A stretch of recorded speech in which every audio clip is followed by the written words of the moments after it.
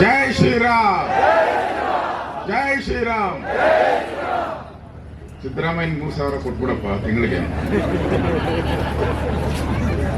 ಇಲ್ಲಿ 3,000 ಗಿರಾಕಿ, ಇದನ್ನು 3,000. 6,000ನಾ? ಬೇಡ ಬೇಡ, 3,000 ಕೊಡು. ಜಾಸ್ತಿ ಕೊಟ್ರೆ ಸಿದ್ದರಾಮಯ್ಯಗೆ ಆರೋಗ್ಯ ಕೆಡುತ್ತೆ. ಅಂದಾಜಾಗಿಲ್ಲ, ಹೋಗು. ಎಣ್ಣೆ ರೇಟ್ ಜಾಸ್ತಿ.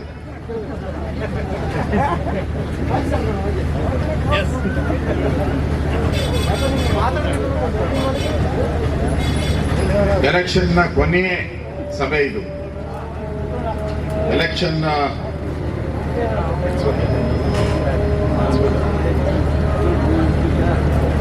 ಕೊನೆಯ ಸಭೆ ಇದು ನಮ್ದು. ನಾನು ಇಲ್ಲಿಗೆ ಬರಬೇಕು ಅಂತ ಆಯ್ಕೆ ಮಾಡಿ ಇವತ್ತು ನಾನು ಹೆಲಿಕಾಪ್ಟರ್ ಬಂದು ಮತ್ತೆ ಕಾರಲ್ಲಿ ವಾಪಸ್ ಹೋಗ್ಬೇಕು. ನಾನು ಬೆಂಗಳೂರು ಸೌತ್ ಅಲ್ಲೂ ಕೂಡ ನಾನು ಚುನಾವಣೆಯ ಉಸ್ತುವಾರಿಯನ್ನು ವಹಿಸಿದ್ದೇನೆ ನಮ್ಮ ಕ್ಷೇತ್ರದಲ್ಲಿ.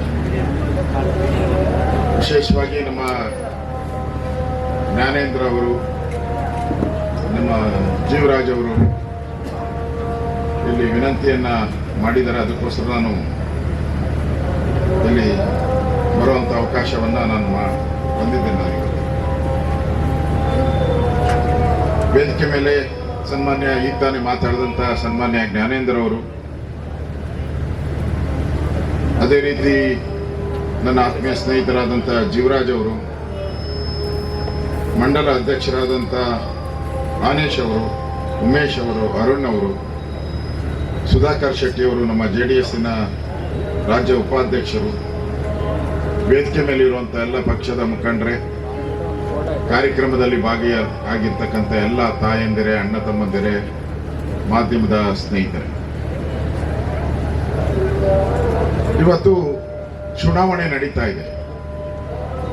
ಆದರೆ ಎಲ್ಲರೂ ಚುನಾವಣೆಯನ್ನ ಕಾಂಗ್ರೆಸ್ ಅವರು ಏನ್ ಮಾಡ್ತಾ ಇದ್ದಾರೆ ಅಂದ್ರೆ, ಈ ಚುನಾವಣೆ ಮೋದಿ ಸಿದ್ದರಾಮಯ್ಯ ಚುನಾವಣೆ ಅಂತ ನೋಡ್ತಾ ಇದ್ದಾರೆ. ಇದು ಮೋದಿ ಸಿದ್ದರಾಮಯ್ಯನವರ ಚುನಾವಣೆ ಅಲ್ಲ. ಇದು ಮೋದಿ ಸಿದ್ದರಾಮಯ್ಯನವರ ಚುನಾವಣೆ ಅಲ್ಲ, ಇದು ದೇಶದ ಚುನಾವಣೆ. ಮೋದಿ ವರ್ಸಸ್ ನಮ್ಮ ಕೇರಳದ ಮುಖ್ಯಮಂತ್ರಿ ಹೇಳಿದಲ್ಲ, ಅಮೂಲ್ ಬೇಬಿ, ಅವರಿಬ್ಬರ ಮಧ್ಯೆ ನಡೀತಾ ಇರೋದು. ಅಮೂಲ್ ಬೇಬಿ ಅಂದ್ರೆ ಗೊತ್ತಾಯ್ತಾ? ಗೊತ್ತಾ ಅಮೂಲ್ ಬೇಬಿ? ಕೇರಳದ ಮುಖ್ಯಮಂತ್ರಿ ಹೇಳಿರೋದು, ಮೊನ್ನೆ ಹೇಳೋರು. ದೇಶದ ಚುನಾವಣೆ ಇದು, ರಾಜ್ಯದ ಚುನಾವಣೆ ಅಲ್ಲ, ಗ್ರಾಮ ಪಂಚಾಯತಿದಲ್ಲ, ನಗರಸಭೆದಲ್ಲ. ಇದು ದೇಶನ ಕಾಯುವಂತ ಕಾವಲುಗಾರ ಯಾರು ಅನ್ನೋದನ್ನ ತೀರ್ಮಾನ ಮಾಡುವಂತ ಚುನಾವಣೆ ಇದು.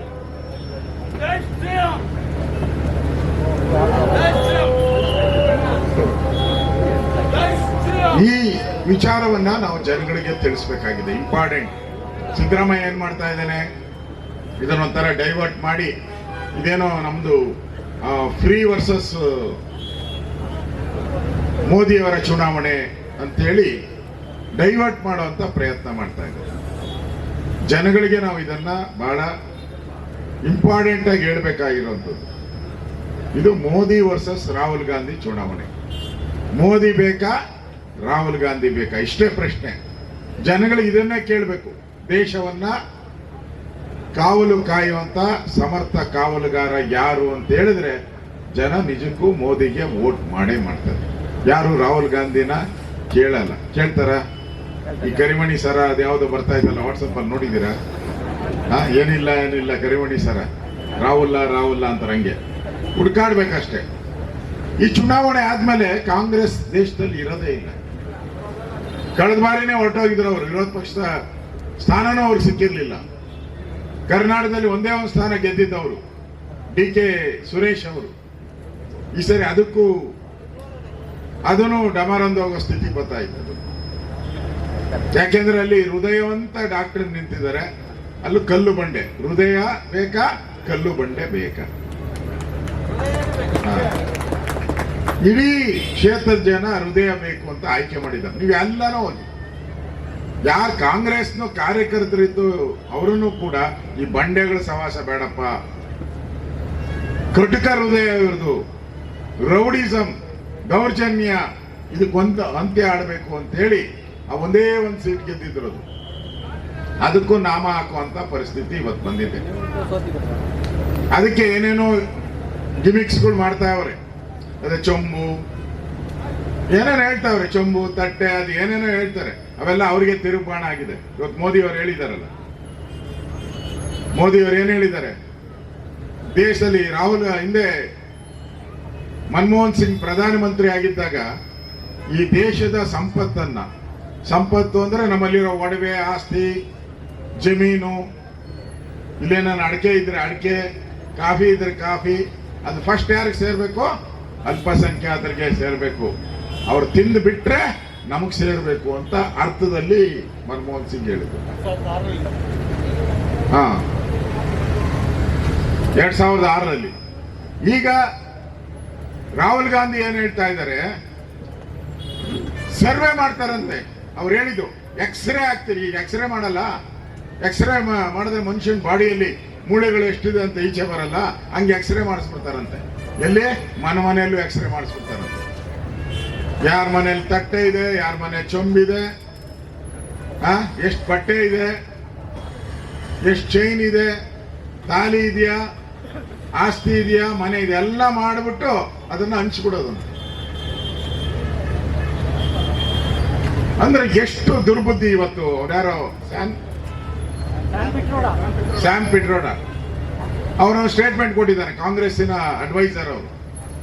ಅಮೆರಿಕಾದಲ್ಲಿ ಕಾನೂನು ಇದೆ ಅಂತ ಕೇಳ್ಗಡಿ, ಅದನ್ನ ತರಬೇಕು ಅಂತ ಕಾಂಗ್ರೆಸ್ ಅವರು ಪ್ರಯತ್ನ ಮಾಡ್ತಾವ್ರೆ. ಇವತ್ತು ಸ್ಟೇಟ್ಮೆಂಟ್ ಮಾಡಿದ್ದಾರೆ. ಏನು ಅಂದ್ರೆ, ನಿಮ್ಮ ಹತ್ರ ನಿಮ್ಮ ಅಪ್ಪಂದು ಒಂದ್ ಎಕರೆ ಆಸ್ತಿ ಇತ್ತು ಅಂತ ಇಟ್ಕೊಳ್ಳಿ. 1 ಎಕರೆ ಆಸ್ತಿ ಇತ್ತು ನಿಮ್ಮ ತಂದೆಯವರಿಗೆ. ನಿಮ್ ತಂದೆ ತೀರೋದ್ರೆ ಅದು ಮಕ್ಕಳಿಗೆ ಬರಬೇಕಾದ್ರೆ 55% ಸರ್ಕಾರಕ್ಕೆ ಕೊಟ್ಬಿಡ್ಬೇಕಂತ. ಇನ್ನ 45% ನಿಮ್ಗೆ. ನೀವು 4 ಜನ ಇರ್ತೀರೋ, 5 ಜನ ಇರ್ತೀರೋ, 2 ಇರ್ತೀರೋ, ಅದು ಬೇರೆ.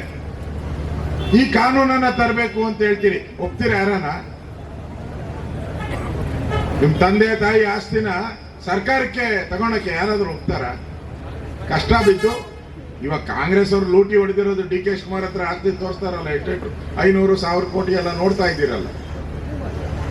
ಈ ರೀತಿ ಕಾಂಗ್ರೆಸ್ ಅವರು ಒಂದು ರೀತಿ ಅವ್ರಿಗೆ ಚುನಾವಣೆಯಲ್ಲಿ ನಾವು ಗೆಲ್ಲಲ್ಲ ಅನ್ನೋ ತಲೆಯಲ್ಲಿ ಬಂದ್ಬಿಟ್ಟಿದೆ ಅವರಿಗೆ. ಏನಾದ್ರೂ ಒಂದು ಹುಡುಕ್ತಾ ಇದ್ದಾರೆ, ಏನಾದ್ರೂ ಒಂದು ಹುಡುಕೋದು. ಮೊನ್ನೆನೋ ಬರಗಾಲದ ಬಗ್ಗೆ ಒಂದು ಪ್ರತಿಭಟನೆಯನ್ನ ಮಾಡಿದ್ರು. ಯಾಕೆ ಮಾಡಿದ್ರು? ಬರಗಾಲದ ವಿಚಾರ ಅಲ್ಲ ಅವ್ರಿಗೆ ಬೇಕಾಗಿದ್ದು.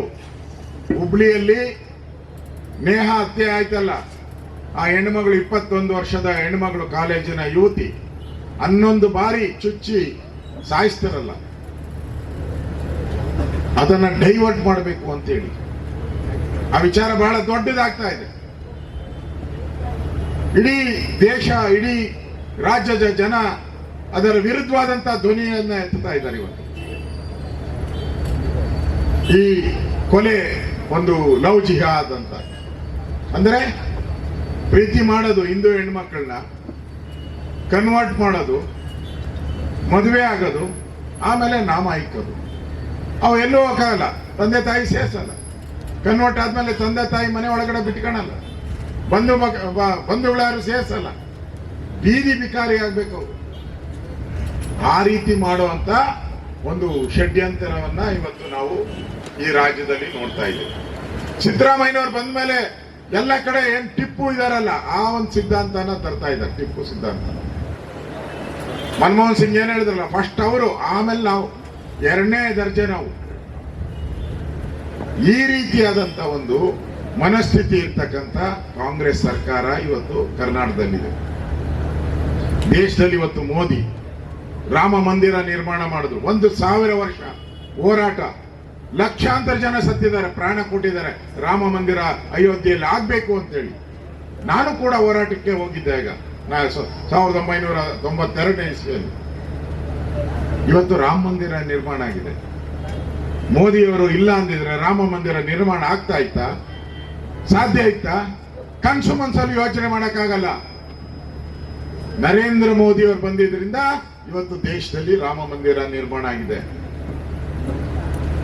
ಎಲ್ಲರೂ ನೆಮ್ಮದಿಯಿಂದ, ಪಾಕಿಸ್ತಾನ ನಮ್ಮ ಮೇಲೆ ದಿನ ಬಾಂಬ್ಗಳ ದಾಳಿ ಆಗ್ತಾ ಇತ್ತು. AK-47 ಭಯೋತ್ಪಾದನಾ ಚಟುವಟಿಕೆ ನಿರಂತರವಾಗಿತ್ತು. ಅವ್ರನ್ನ ಇಲಿ ಬೋನಲ್ಲಿ ಹಾಕ್ದಂಗೆ ಹಾಕ್ಬಿಟ್ಟು ಇವತ್ತು ಪಾಕಿಸ್ತಾನ ಸದ್ದಿಲ್ಲ. ಇವತ್ತು ಅವರು ಮಾತಾಡಕ್ಕೆ ಟೀ ಕುಡಿಯೋಕ್ಕೂ ಕಾಸಿಲ್ಲ ಅವ್ರ ಹತ್ರ. ಆ ಪರಿಸ್ಥಿತಿ ಇದೆ ಪಾಕಿಸ್ತಾನದಲ್ಲಿ. ಇವತ್ತು ಪಾಕಿಸ್ತಾನ ಜನನೂ ಹೇಳ್ತಾ ಇದ್ದಾರೆ ಮೋದಿ ಅಂತ ಪ್ರಧಾನಿ ಪಾಕಿಸ್ತಾನಕ್ಕೆ ಬೇಕು ಅಂತ ಪಾಕಿಸ್ತಾನದಲ್ಲಿ ಹೇಳುವಂತ ಪರಿಸ್ಥಿತಿ ಬಂದಿದೆ. ಪಾಕಿಸ್ತಾನದಲ್ಲಿ ವಿಶ್ವ ಹೇಳ್ತಾ ಇದೆ ಇವತ್ತು. ಯಾವ ದೇಶಗಳು ಈಗ ಪ್ರಸ್ತಾವ ಮಾಡಿದ್ರು ಯಾರಿಗೆ ಬೇಡ ಅಂದ್ರೆ ನರೇಂದ್ರ ಮೋದಿ ಯಾರಿಗೆ ಗೆಲ್ಬಾರ್ದು ಅಂದ್ರೆ ಪಾಕಿಸ್ತಾನದವ್ರು ಗೆಲ್ಬಾರ್ದು, ಚೈನಾದವ್ರು ಗೆಲ್ಬಾರ್ದು, ನಮ್ ಕಾಂಗ್ರೆಸ್ ಅವ್ರು ಗೆಲ್ಬಾರ್ದು. ಪಾಕಿಸ್ತಾನಕ್ಕೆ ನಮಗೂ ಅವ್ರಿಗೂ ದ್ವೇಷ, ಚೈನಾಗೆ ನಮಗೂ ಅವ್ರಿಗೂ ಕಾಂಪಿಟೇಷನ್. ಕಾಂಗ್ರೆಸ್ ಅವ್ರಿಗೆ ಯಾಕೆ ಬೇಡ ಅಂತ ಹೇಳಿದ್ರೆ ಕೋಟಿ ಕೋಟಿ ರಮೇಶ್ ಕುಮಾರ್ ಹೇಳಿದ್ರಲ್ಲ, ಸ್ಪೀಕರ್ ಆಗಿದ್ದರು ರಮೇಶ್ ಕುಮಾರ್ ಅಂತ ಅವರು 3 ತಲೆಮಾರಷ್ಟು ಲೂಟಿ ಹೊಡೆದ್ಬಿಟ್ಟವರಂತೆ ಕಾಂಗ್ರೆಸ್ ಕಾರ್ಯಕರ್ತರು, ಕಾಂಗ್ರೆಸ್ ಲೀಡರ್ಗಳು. ಕಾಂಗ್ರೆಸ್ ಅವರು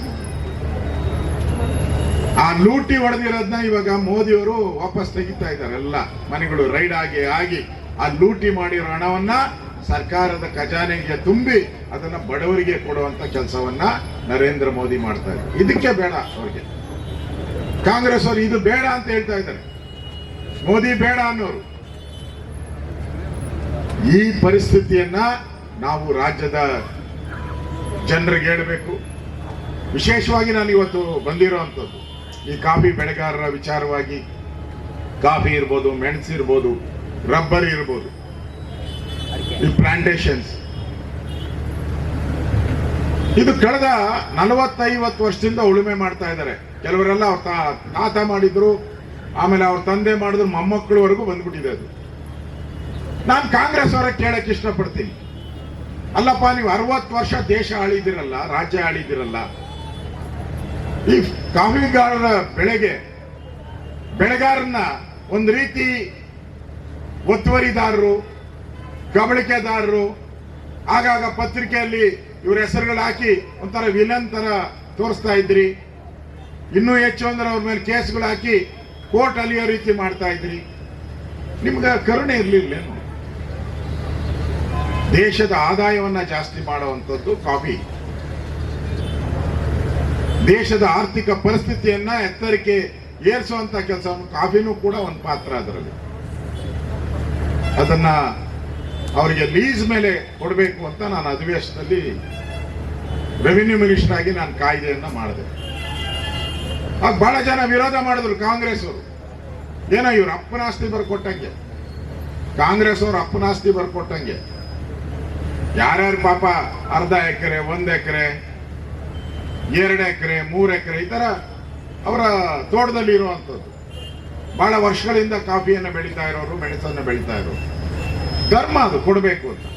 ನಾನು ಅದನ್ನ ಲೀಸ್ ಮೇಲೆ ಕೊಡುವಂತ ಒಂದು ಕಾನೂನನ್ನ ತಂದೆ. ಜ್ಞಾನೇಂದ್ರ ಅವರು ಕೂಡ ಆ ಸಂದರ್ಭದಲ್ಲಿ ಬೆಂಬಲವನ್ನ ಕೊಟ್ಟರು. ಈಗ ಅದು ಕಾಯ್ದೆ ಮಾಡಿದ್ದೀನಿ, ರೂಲ್ಸ್ ಫ್ರೇಮ್ ಮಾಡಿದ್ದೀನಿ, ಗೆಜೆಟ್ ಆಗಿದೆ. ರೈತರಿಗೆ ಅದನ್ನ ಪತ್ರ ಕೊಟ್ಬಿಟ್ರೆ ಇನ್ನೇನು ಕೆಲಸ ಇಲ್ಲ, ಅದು ಕೊಡೋದು. ಪತ್ರ ಕೊಟ್ರೆ ಅವ್ರು ಅದ್ರ ಮೇಲೆ ಲೋನ್ ತಗೊಬೋದು, ಅದರಲ್ಲಿ ನೆಮ್ಮದಿಯಿಂದ ಬೆಳೆ ಬೆಳೆಯಕ್ಕೆ ಅವಕಾಶ ಆಗ್ತದೆ. ಅದನ್ನು ಕೊಡಕ್ಕೂ ಹಿಂದೆ ಮುಂದೆ ಸಾಯ್ತಾರೆ. ಇದು ಅಶೋಕ್ ಅವ್ರು ಮಾಡಿದ್ದು, ಬಿಜೆಪಿ ಅವ್ರು ಮಾಡಿದ್ದು, ಕೊಟ್ಬಿಟ್ರೆ ನಮಗೆ ಕೆಟ್ಟ ಹೆಸರು ಬರಲ್ಲ ಅಂತೇಳಿ ಅದಕ್ಕೋಸ್ಕರ ತಡೆ ಹಿಡಿದಿದ್ದಾರೆ. ಬರೀ ಹೆಸರಿಗೋಸ್ಕರ, ಜನಗಳಿಗೆ ಉಪಯೋಗ ಏನಾಗ್ತೈತೆ ಅಂತ ನೋಡಿಲ್ಲ ಇವರು. ಬಿಜೆಪಿ ಅವರು ತಂದಿದ್ದು, ಅಶೋಕ್ ತಂದಿದ್ದು ಅಂತೇಳಿ ತಡೆ ಹಿಡಿಯುವ ಪ್ರಯತ್ನವನ್ನ ಮಾಡಿದ್ದಾರೆ. ಯಾವುದೇ ಕಾರಣಕ್ಕೂ ಬಿಡಲ್ಲ. ಈ ಅಧಿವೇಶನದಲ್ಲಿ ಅದನ್ನ ನಿಮಗೆ ಸಿಗುವಂತ ವ್ಯವಸ್ಥೆಯನ್ನ ನಾನು ಮಾಡೇ ಮಾಡ್ತೀನಿ. 100% ಡೌಟೇ ಇಟ್ಕೊಂಬೇಡಿ, ಮಾಡೇ ಮಾಡ್ತೀನಿ. ಹಿಂದೆ ಜ್ಞಾನೇಂದ್ರ ನನ್ನ ಜೊತೆ ಹೋರಾಟ ಮಾಡಿದ್ರು. ಯಾರು ರೈತರು ಒತ್ತುವರಿ ಮಾಡಿದ್ದಾರೆ ಅವ್ರ ಮೇಲೆ ಕೇಸ್ಗಳು ಹಾಕಿ ಬೆಂಗಳೂರು ಕೋರ್ಟ್ ಅಲ್ಲಿ ಕಳಿಸ್ತಾ ಇದ್ರು, ಜೈಲಿಗೆ ಕಳಿಸ್ತಾ ಇದ್ರು. ಜ್ಞಾನೇಂದ್ರ ಒಂದಲ್ಲ 16 ಬಾರಿ ಅವರು ಮತ್ತು ನಮ್ಮ ಜೀವರಾಜ್ ನನ್ನ ಹತ್ರ ಮಾತಾಡಿದ್ರು. ನಾನು ಹೇಳಿದೆ ಇದು ಬಹಳ ಗಲಾಟೆ ಆಗುತ್ತೆ, ಒತ್ತುವರಿಯನ್ನ ತೆರವು ಮಾಡುವಂಥದ್ದು ಮಾಡಬೇಕು ಅನ್ನೋ ಅಭಿಪ್ರಾಯ ಇದೆ ಅಂತ. ಇಲ್ಲ ರೈತರದ್ದು ಮಾತ್ರ ಬಿಡೋಣ, ಯಾರು ಕಬಳಿಕೆದಾರಿದ್ದಾರೆ, ಬೆಂಗಳೂರು ಸಿಟಿಗಳಲ್ಲಿ ಕಬಳಿಕೆ ಮಾಡಿದಾರೋ ಅವ್ರನ್ನ ಹಾಗೆ ಇಟ್ಕೊಳ್ಳೋಣ, ರೈತರನ್ನು ಬಿಡಬೇಕು ಅಂತ. ಆ ಕಾನೂನು ಕೂಡ ನಾನು ಜಾರಿಗೆಯನ್ನ ತಂದಿದ್ದೀನಿ. ಯಾರು ರೈತರು ಒತ್ತುವರಿ ಮಾಡಿದರೆ ಅವರು ಕಬಳಿಕೆದಾರರಲ್ಲ, ಅವರನ್ನ ಯಾವುದೇ ಕಾನೂನು ಅಡಿಯಲ್ಲಿ ಬಂಧಿಸಬಾರದು. ಈ ಒಂದು ಕಾನೂನಿಗೆ ತಿದ್ದುಪಡಿಯನ್ನು ನಾನು ತಂದಿದ್ದೀನಿ. ಧೈರ್ಯವಾಗಿ ಹೇಳ್ಬೋದು. ಇವತ್ತು ಈ ವಿಚಾರಗಳನ್ನ ನಾವು ಜನಗಳಿಗೆ ಹೇಳ್ಬೋದು. ನಮ್ಮ ಸರ್ಕಾರ ಇದ್ದಾಗ, ಬಿಜೆಪಿ ಸರ್ಕಾರ ಇದ್ದಾಗ ಹಿಂಗ್ ಮಾಡಿದ್ರು, ಮನೆ ಆಳು ಕಾಂಗ್ರೆಸ್ ಅವರು ಯಾಕೆ ಅವ್ರಿಗೆ ಇನ್ನ ಪತ್ರ ಕೊಟ್ಟಿಲ್ಲ ಅಂತ ಕೇಳ್ಬೇಕು ನೀವು ಬಂದಾಗ. ದೊಡ್ಡ ದೊಡ್ಡ ಮಾತಾಡ್ತಾರಲ್ಲ, ಪೂಜಾರಿ ಅವರ ಕ್ವಾಲಿಫಿಕೇಶನ್ ಏನು, ಎಜುಕೇಶನ್ ಏನು, ಅವ್ರ ಕಲ್ಲರ್ ಏನು, ಅವ್ರ ಬಟ್ಟೆ ಏನು, ಅವ್ರ ಊಟ ಏನು ಎಲ್ಲ ಕೇಳ್ತಿರಲ್ಲ. ಕಾಂಗ್ರೆಸ್ ಅವರೇ, ನಿಮ್ಮ ಯೋಗ್ಯತೆಗೆ ಮಾಡಿರುವಂತದ್ದು ಕಾನೂನು ಪಾಸ್ ಆಗಿದೆ, ವಿಧಾನಸಭೆಯಲ್ಲಿ ಗೆಜೆಟ್ ಆಗಿದೆ. ಆರ್ಡರ್ ಕಾಪಿ ಕೊಡಕ್ ನಿಮ್ಗೆ ಏನ್ ದಾಡಿ ಇದೆ? ಕೇಳ್ಬೇಕಲ್ಲ ನೀವು. ಎಜುಕೇಶನ್ ಕೇಳ್ತಾ ಇದ್ದೀರಾ? ಏನ್ ಪಾರ್ಲಿಮೆಂಟ್ ಅಲ್ಲಿ ಏನು ಹೋಗಿರೋರೆಲ್ಲ ಏನು ತ್ರಿಬಲ್ ಗ್ರಾಜ್ಯುಯೇಟ್ಗಳಲ್ಲಿ ಓದಿಲ್ದವರು ಹೋಗಿದ್ದಾರೆ. ಅಲ್ಲಿ ರಾಮಚಂದ್ರ ವೀರಪ್ಪ ಅಂತ ಇದ್ರು ಬೀದರ್ ಅಲ್ಲಿ, 6-7 ಬಾರಿ MP ಅವರು. ಇಡೀ ಸದನ ಗೌರವ ಕೊಡೋದು ಅವರಿಗೆ. ಮೋದಿ ಅವರು ಬಂದ್ಮೇಲೆ ಭಾಷೆನೂ ಬೇಕಾಗಿಲ್ಲ. ಈಗ ನೀವು ಯಾವ ಭಾಷೆಯನ್ನ ಮಾತಾಡಿ ಅದು ಹಂಗೆ 1 ಸೆಕೆಂಡ್ ಅಲ್ಲಿ ಟ್ರಾನ್ಸ್ಲೇಟ್ ಆಗೋಗ್ಬಿಡ್ತದೆ. ಹಂಗೆ ಯಾರ್ಯಾರು ಮೈಕ್ ಹಾಕೊಂಡಿರ್ತಾರ, ಕಿವಿಗೆ ಹಾಕೊಂಡಿರ್ತಾರ, ಅವ್ರಿಗೆ ಇಮಿಡಿಯೇಟ್ ಆಗಿ ಟ್ರಾನ್ಸ್ಲೇಟ್ ಆಗಿ ಗೊತ್ತಾಗ್ತದೆ. ಒಳ್ಳೆ ಹೃದಯ ಬೇಕಪ್ಪ, ಒಳ್ಳೆ ಹೃದಯ ಇರ್ಬೇಕಷ್ಟೇ. ಭಾಷೆ ಎಲ್ಲ ಇಂಪಾರ್ಟೆಂಟ್, ಹೃದಯ ಒಳ್ಳೇದಿರ್ಬೇಕು. ನೀ ಕಾಂಗ್ರೆಸ್ ಅವ್ರದ್ದು ಎಲ್ಲ ಕುಲುಷಿತ ಹೃದಯ, ನಿಮ್ದು ಎಲ್ಲ ಕ್ರಿಮಿನಲ್ ಬಿದ್ದಿ, ಎಲ್ಲ ವಿಷ ಹಾಕುವಂಥದ್ದು, ದೇಶನ ಹೊಡೆಯುವಂಥದ್ದು. ದೇಶನೇ ಹೊಡಿಬೇಕು ಅಂತಾರೆ ಕಾಂಗ್ರೆಸ್. ಒಂದ್ಸರಿ ಪಾಕಿಸ್ತಾನ ನೋಡಿದ್ರು, ಒಂದ್ಸರಿ ಬಾಂಗ್ಲಾದೇಶ ಆಯ್ತು, ಈಗ ಸೌತ್ ಇಂಡಿಯಾ ನಾರ್ತ್ ಇಂಡಿಯಾ ಅಂತೆ, ಆಮೇಲೆ ಈಸ್ಟ್ ಇಂಡಿಯಾ ವೆಸ್ಟ್ ಇಂಡಿಯಾ. ಅದೇ ಇತ್ತಲ್ಲ ಬ್ರಿಟಿಷರ್ದು. ಈ ಕಾಂಗ್ರೆಸ್ ಅವ್ರಿಗೆ ಬಿಟ್ರೆ ದೇಶವನ್ನ ಭಾಗ ಮಾಡಕ್ ಬಿಡ್ತಾರೆ. ಕುವೆಂಪು ಹೇಳಿದ್ದಾರೆ, ಜಯ ಭಾರತ ತನುಜಾತೆ ಅಂತೇಳಿ, ಭಾರತ ಮಾತೆಯನ್ನ ತಾಯಿ ಅಂತ ಹೇಳಿದ್ದಾರೆ, ಕನ್ನಡ ತಾಯಿಯನ್ನ ಮಗಳು ಅಂತ ಹೇಳಿದ್ದಾರೆ. ಇದು ನಮ್ಮ ಸಂಸ್ಕೃತಿ. DK ಸುರೇಶ್ ಏನ್ ಹೇಳ್ತಾರೆ, ದೇಶನ ಹೊಡಿಬೇಕು ಅಂತೇಳಿ. ಯಾಕೆ? CBI ಕೇಸ್ ಐತಲ್ಲ, ಈಗ ಇನ್ಕಮ್ ಟ್ಯಾಕ್ಸ್ ಇದೆ, CBI ಐತೆ, ED ಐತೆ, ಲೋಕಾಯುಕ್ತ ಕೇಸ್ ಐತೆ. ಇವೆಲ್ಲಿಂದ ಪಾರಾಗಕ್ಕಾಗಲ್ಲ. ದೇಶ ಭಾಗ ಮಾಡ್ಕೊಂಡ್ಬಿಟ್ರೆ ಇವತ್ತೇ ಒಂದು ಕೋರ್ಟ್ ಮಾಡ್ಕೊಂಡ್ಬಿಡ್ಬೇಕು ಅಂತ, ಇವರೇ ಒಂದು ಕೋರ್ಟ್ ಮಾಡ್ಕೊಂಡ್ಬಿಡೋದು. ಎಂತ ಕದೀಮ್ರಿ ಕಾಂಗ್ರೆಸ್ ಅವರು. ಇಂಥ ಕದೀಮರು ಕಾಂಗ್ರೆಸ್ ಅವರಿಗೆ ವೋಟ್ ಹಾಕ್ಬೇಕಾಗಿ ಯೋಚನೆ ಮಾಡಬೇಕು. ಇವತ್ತು ನಮ್ಮ ಕೋಟಾ ಶ್ರೀನಿವಾಸ್ ಪೂಜೆ ಸರಳರಲ್ಲಿ ಸರಳವಾದ ಮನುಷ್ಯ, ಬಹಳ ಸಿಂಪಲ್ ಮನುಷ್ಯ, ಜನಗಳ ಜೊತೆ ಬೆರೆಯುವಂತ ಮನುಷ್ಯ, ಕೋಟು ಸೂಟಿನ ಮನುಷ್ಯ ಅಲ್ಲ ಅವರು. ನೀವು ಮನೆಯಲ್ಲಿ ಕಾಫಿ ಎಲ್ಲ ರೋಡಲ್ಲಿ ನಿಲ್ಸ್ಕೊಂಡು ಕಾಫಿ ಕೊಟ್ಟರು ಕುಡಿತಾರ ಅವರು. ಕಾಂಗ್ರೆಸ್ ಅವ್ರು ಕುಡಿತಾರ? ಅವ್ರಿಗೆ ಕಪ್ಪಣ್ಣ ಸಾಸರಲ್ಲೇ ಕೊಡ್ಬೇಕು. ನೀವು ಕಪ್ಪಣ್ಣ ಸಾಸರಲ್ಲೇ ಕೊಡ್ಬೇಕು. ನೀವು ಆ ಮಾಮೂಲಿ ಇಲ್ಲಿ ನನ್ ಕೊಟ್ರಲ್ಲ, ಆ ಲೋಟ ಕೊಟ್ರೆ ಎತ್ತು ಬಿಸಾಕ್ಬಿಡ್ತಾರ ಅವರು. ಮನೇಲಿ ಕರಿಬೇಕು, ಅವ್ರಿಗೆ ಒಳ್ಳೆ ಸೋಫಾ ಹಾಕ್ಬೇಕು, ಒಳ್ಳೆ ಟ್ರೇ ಇರಬೇಕು, ಕಪ್ಪಣ್ಣ ಸಾಸರ್ ಇರಬೇಕು, ಕ್ಲೀನ್ ಇರಬೇಕು, ಕೊಡೋ ಅಂತವನು ಶೂಟ್ ಗೀಟ್ ಹಾಕೊಂಡಿರ್ಬೇಕು. ನಮ್ಮಲ್ಲಿ ಯಾರ ನಂಗಿದ್ದೀರಾ ನಾವು? ಅಂತ ಕಲ್ಚರ್ ಇರೋರು ಇಲ್ಲಿಂದ ಹೋದ್ರೆ ನಮ್ಮ ಬಡವರ ಕಷ್ಟವನ್ನ ಕೇಳ್ತಾರ ಅವರು, ಬಡವರಿಗೆ ಸ್ಪಂದನೆ ಮಾಡ್ತಾರ, ನಮ್ಮ ದುಃಖ ದುಮಾಲೆಗಳನ್ನ ಲೋಕಸಭೆಯಲ್ಲಿ ಪ್ರಸ್ತಾವ ಮಾಡ್ತಾರ ಅವರು? ಮಾಡಲ್ಲ, 100% ಮಾಡಲ್ಲ. ನಮ್ಮ ಕೋಟಾ ಶ್ರೀನಿವಾಸ್ ಪೂಜಿ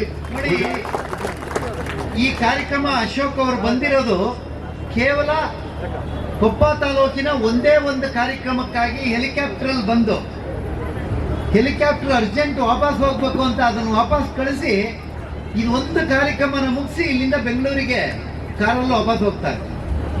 ರಾತ್ರಿ ಹೋಗೋಷ್ಟೇ ನಿಮಗೂ ಗೊತ್ತು, ಸುಮಾರು ಹೊತ್ತಾಗುತ್ತೆ. ಆದರೆ ಒಬ್ಬ ರಾಜಕೀಯ ನಾಯಕನಿಗೆ ಇರಬೇಕಾಗಿರುವಂತ ಇಚ್ಛಾಶಕ್ತಿ ಇದು. ನಾನೊಬ್ಬ ಒಂದೇ ಕಾರ್ಯಕ್ರಮ ಇರಲಿ ಎಷ್ಟಿರಲಿ, ನಾನು 6 ಕಿಲೋಮೀಟರ್ ಅಲ್ಲ 6 ಗಂಟೆ ಜರ್ನಿ ವಾಪಸ್ ಆಗೋದಾದರೂ ಸರಿ, ನಾನು ಒಂದೇ ಕಾರ್ಯಕ್ರಮಕ್ಕಾದರೂ ಬರ್ತೀನಿ, ಅದು ಸಣ್ಣದಿರಲಿ ದೊಡ್ಡದಿರಲಿ ಅಂತ ಹೇಳುವಂತ ಬರುವ ಮಾನಸಿಕ ಸ್ಥಿತಿಯನ್ನು ಹೊಂದಿರೋದು ನಮ್ಮ ನಾಯಕರು. ಅದು ನಮಗೆ ಸಂತೋಷ. ಮತ್ತು ನಾನು ಯಾವಾಗಲೂ ಒಂದು ಮಾತು ಹೇಳ್ತೀನಿ, ನಾನು ಅಶೋಕಣ್ಣನಿಗೆ ಯಾವಾಗಲೂ ಹೇಳೋದು, ನೀ ಬಂದಾಗೆಲ್ಲ ಗೆದ್ದಿದ್ದೀನಿ ನಾನು, ನೀ ಬರ್ದಿದ್ದಾಗೆಲ್ಲ ಸೋತಿದ್ದೀನಿ ಅಂತ.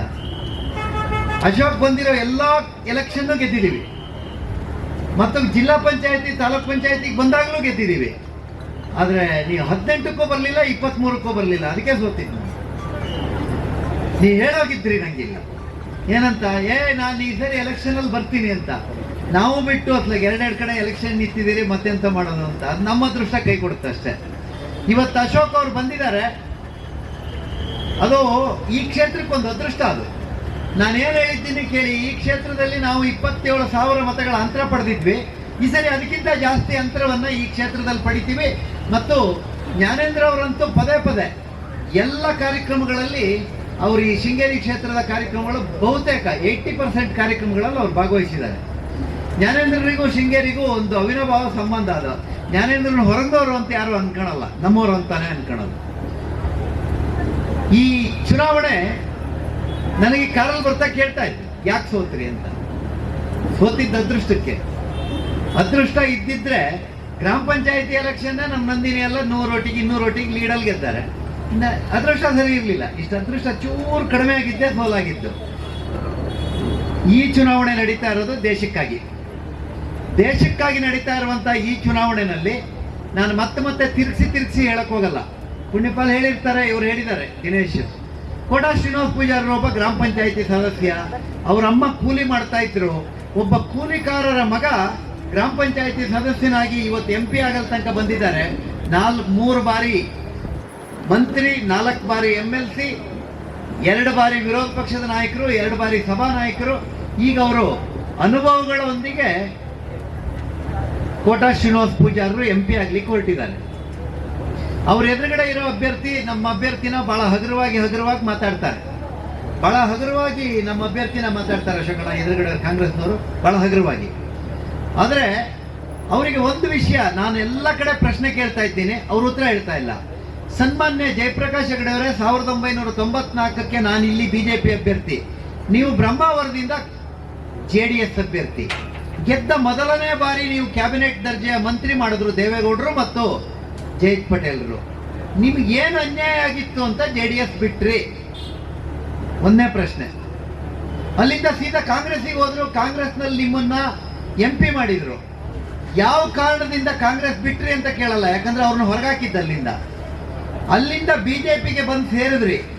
ಆ BJPಗೆ ಬಂದು ಸೇರಿದ್ರಲ್ಲಿ ಅವ್ರು ಹಿಂದುಳಿದ ವರ್ಗದ ಆಯೋಗದ ಚೇರ್ಮನ್ ಆದ್ರಲ್ಲ, ಅದರಲ್ಲಿ ನಮ್ಮ ಅಶೋಕಣ್ಣನ ಪಾರ್ಟು ಅದೇ, ಅಶೋಕಣ್ಣಂದು ಪಾರ್ಟ್ ಇದೆ. ನಾವೆಲ್ಲ ಬರ್ಬೇಕಾದ್ರೆ ಸೇರಿಸಿವ್ ಮರ್ಯ ಇರ್ಲೀಗ ಅಂತೇಳಿ. ನಮ್ದು ಹೆಂಗಾಗ್ಬಿಟ್ಟಿದೆ ಅಂತ ಹೇಳಿದ್ರೆ, ಬಂದವರಿಗೆಲ್ಲ ಒಂದು ಪದವಿ ಕೊಡೋದು, ಅವ್ರ ಲಾಸ್ಟ್ ಮೂಮೆಂಟಿಗೆ ಎಲ್ಲ ಅನುಭವಿಸ್ಕೊಂಡು ಓಡೋಗೋದು. ಇವತ್ತೊಬ್ರು ಓಡೋಗ್ಯಾರ ನೋಡಿ ಬೆಳಗ್ಗೆ. ಅವ್ರು ಒಂದಿನೂ BJP ಬಾಟ ಕಟ್ಟಲಿಲ್ಲ, ಅವ್ರಿಗೆ ಒಂದಿನೂ BJP ಜೊತೆ ಯಾವುದೇ ಭಾವನೆಗಳ ಸಂಬಂಧ ಇಲ್ಲ. ಆದ್ರೆ ಜಯಪ್ರಕಾಶ್ ಹೆಗಡೆ ಅವ್ರನ್ನ ಬೋರ್ಡ್ ಚೇರ್ಮನ್ ಮಾಡ್ತು ಅಂತ ಹೇಳ್ಬೇಡಿ, ಹಿಂದುಳಿದ ವರ್ಗದ ಆಯೋಗದ ಚೇರ್ಮನ್ ಮಾಡ್ತು, ಕ್ಯಾಬಿನೆಟ್ ರ್ಯಾಂಕ್ ಕೊಡ್ತು, ಮತ್ತು ಅವ್ರನ್ನ ಜುಡಿಷಿಯಲ್ ಪವರ್ ಕೊಟ್ಟು ಮಾಡಿತ್ತು. ಅಧಿಕಾರ ಹೋದ 2 ದಿನಕ್ಕೆ ನೀವು ಕಾಂಗ್ರೆಸ್ ಸೇರಿದ್ರಿ. BJP ನಿಮ್ಗೇನು ಅನ್ಯಾಯ ಮಾಡಿತ್ತು? ಯಾಕಾಗಿ BJPನ ಬಿಟ್ರಿ? ಉತ್ತರ ಹೇಳ್ಬೇಕು ನೀವು. ಮತ್ತೆ ಹೇಳ್ತಾರಂತೆ ಶ್ರೀನಿವಾಸ ಪೂಜಾರಿಗೆ ಯಾರು ಪರಿಚಯ ಇಲ್ಲ, ಜಯಪ್ರಕಾಶ್ ಹೆಗಡೆಯವರಿಗೆ ಎಲ್ಲರೂ ಪರಿಚಯ ಅಂತ. ಇದು ಒಂದೇ ಕಂಡ್ರೆ ಅವ್ರು ಸತ್ಯ ಹೇಳ್ತಿರೋದು. ಯಾಕೆ ಗೊತ್ತಾ?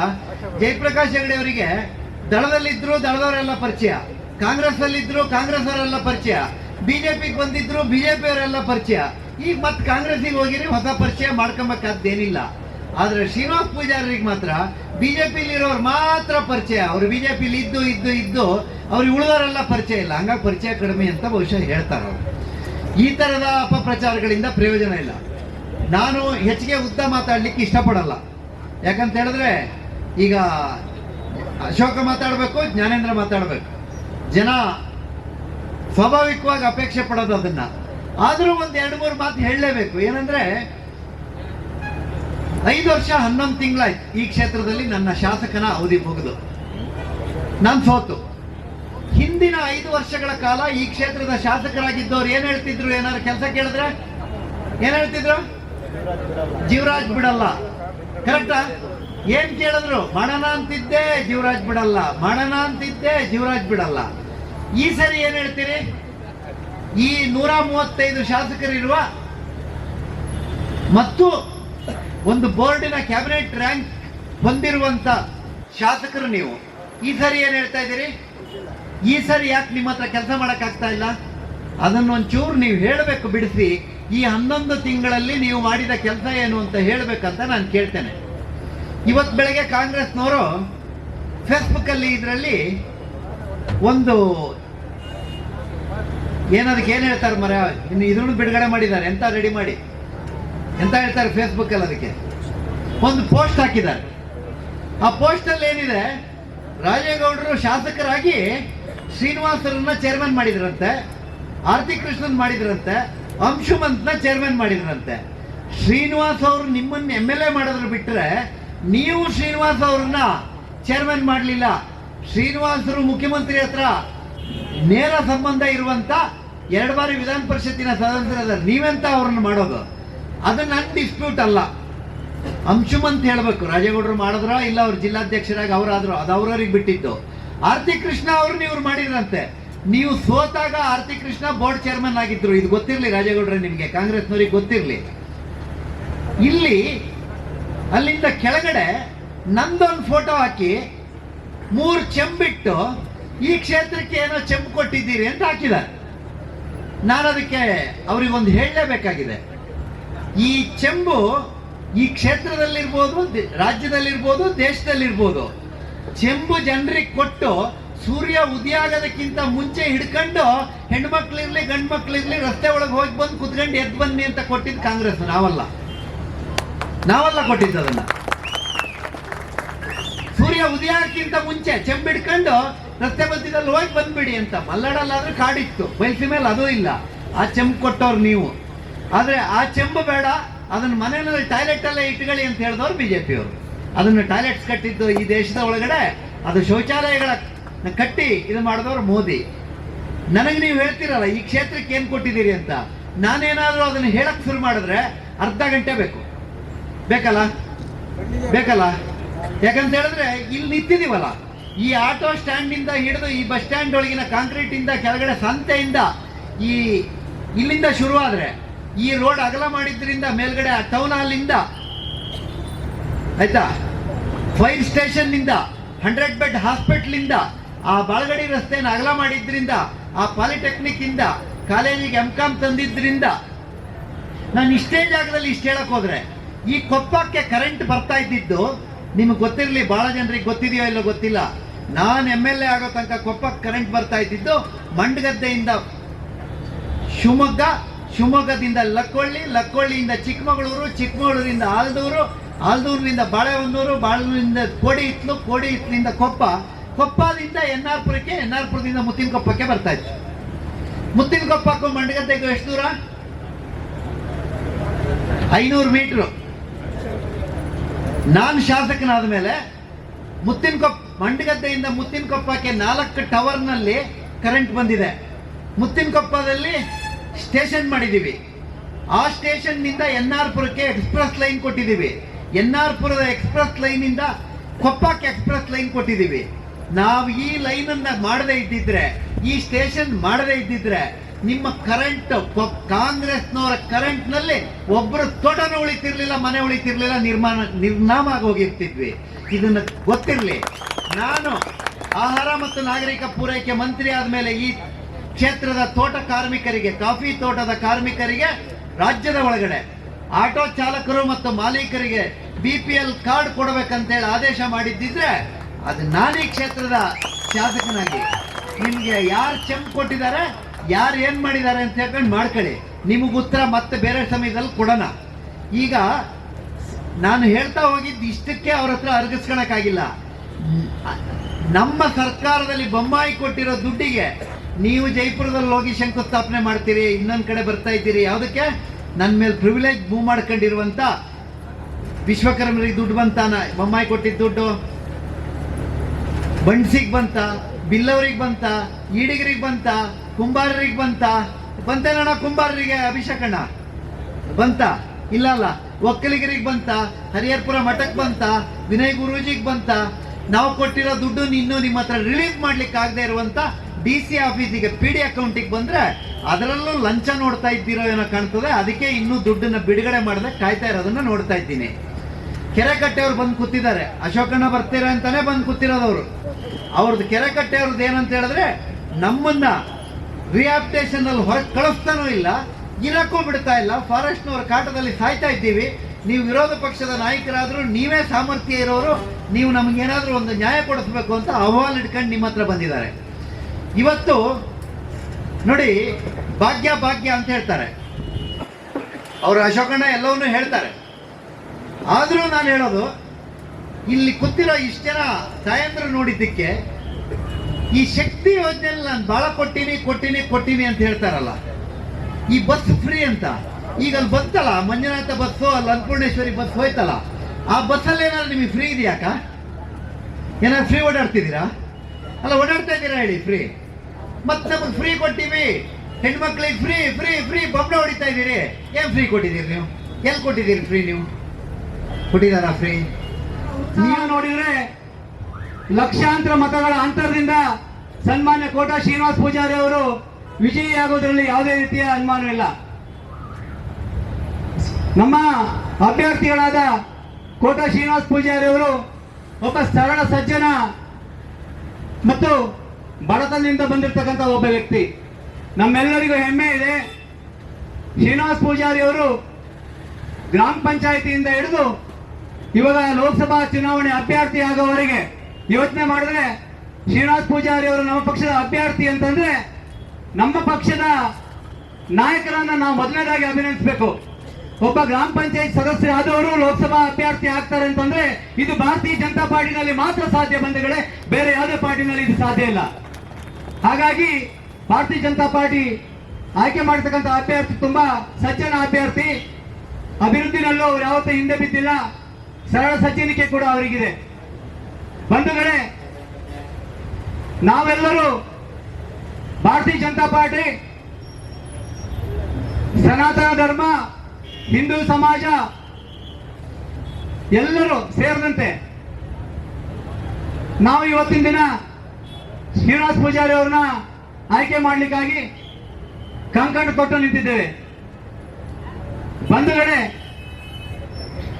ನಾವೆಲ್ಲರೂ ಒಂದಲ್ಲ ಒಂದು ರೀತಿಯಲ್ಲಿ ಕೆಲಸ ಮಾಡ್ತಾ ಇಲ್ಲಿವರೆಗೆ ಬಂದಿದ್ದೇವೆ. ಇವತ್ತಿನ ದಿನ ಮುಗಿಸ್ಕೊಂಡು ನಾಳೆ ಹೋದ್ಮೇಲೆ ನಾವು 100ಕ್ಕೆ 100 ಶ್ರೀನಿವಾಸ ಪೂಜಾರಿಯನ್ನು ಗೆಲ್ಲಿಸಲಿಕ್ಕೆ ಪ್ರಯತ್ನ ಮಾಡ್ತೇವೆ. ಬಂಧುಗಳೇ, 2-3 ವಿಷಯಗಳನ್ನ ನಾವು ಯೋಚನೆ ಮಾಡಬೇಕು. ಕ್ಷಮಿಸಿ, ರಾಜ್ಯ JDSನ ಉಪಾಧ್ಯಕ್ಷರು ನಮ್ಮ ನಾಯಕರಾದ ಸುಧಾಕರ್ ಶೆಟ್ಟರು ಇದ್ದಾರೆ, ಅವರ ಹೆಸರು ಹೇಳಲಿಕ್ಕೆ ಮರ್ತ್ಬಿಟ್ಟೆ, ದಯವಿಟ್ಟು ಕ್ಷಮಿಸಿ.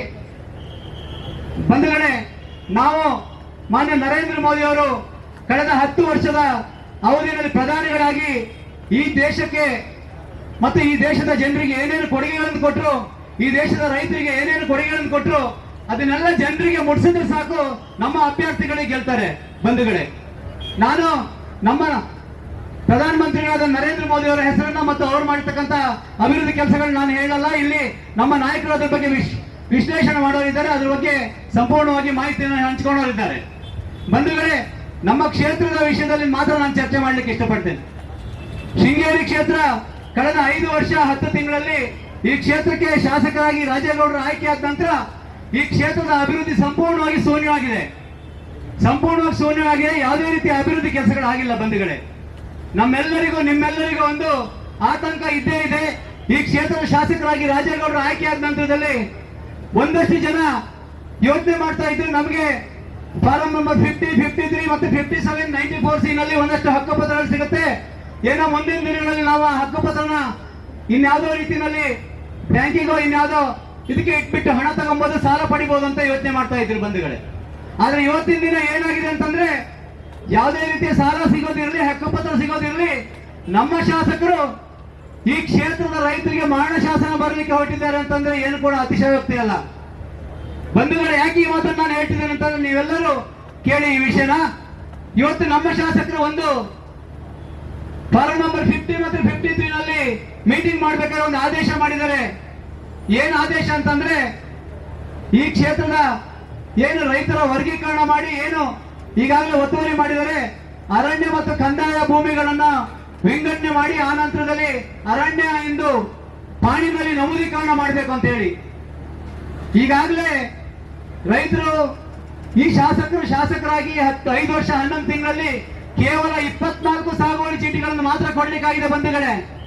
ಇವತ್ತೇನಾದ್ರೆ ಜಂಟಿ ಸರ್ವೆ ಮಾಡಿ ಅರಣ್ಯ ಮತ್ತು ಗೋಮಾಳ ಬಿಡಿ ಮಾಡಿಬಿಟ್ಟು ಪಾಣಿ ದಾಖಲೀಕರಣ ಮಾಡಿ ಅರಣ್ಯ ಅಂತ ಪಾಣಿ ದಾಖಲೀಕರಣ ಆದ್ರೆ ಈ ಕ್ಷೇತ್ರದ ಒಬ್ಬರು ರೈತರಿಗೆ ಸಾಗುವಳಿ ಚೀಟಿ ಕೊಡ್ಲಿಕ್ಕೆ ಆಗಲ್ಲ ಬಂಧುಗಳೇ.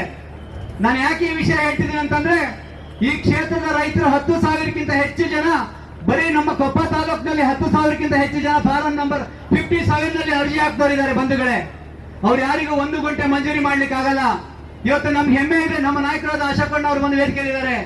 ಅವರ ಐತಿಹಾಸಿಕ ನಿರ್ಧಾರಗಳನ್ನ ಅವರೇ ತಿಳಿಸ್ತಾರೆ, ನಾನು ಹೇಳಲಿಕ್ಕೆ ಹೋಗಲ್ಲ.